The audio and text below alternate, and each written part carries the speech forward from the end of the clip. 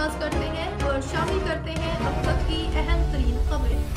टेंडो आदम report. Rashid Chauhan Islamabad में 26 तारीख को अमीर जमात इस्लामी पाकिस्तान हाफिज नईमुर रहमान की क़यादत में दिया जाने वाला अवाम के हकूक़ के दिया जाने वाला धरना इनकलाब की नवीद साबित होगा। इन ख्यालात का इज़हार मुश्ताक अहमद आदिल, नायब अमीर जमात ज़िला सांगड़ और सेक्रेटरी टेंडो आदम हरीफुल्लाह सैफी ने अमीर जमात इस्लामी पाकिस्तान हाफिज नईमुर रहमान की अपील पर टेंडो आदम में बिजली और गैस की कीमतों में इजाफा, जालमाना टैक्स और बढ़ती हुई महंगाई के खिलाफ एम जनाह रोड पर मुजाहरा से खिताब करते हुए किया।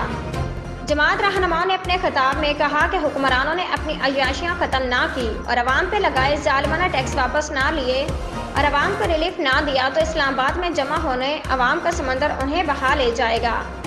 उन्होंने कहा कि हुकूमत अवाम के मफादात का तहफ़्फ़ुज़ करने के बजाय IMF के मफादात का तहफ़्फ़ुज़ कर रही है।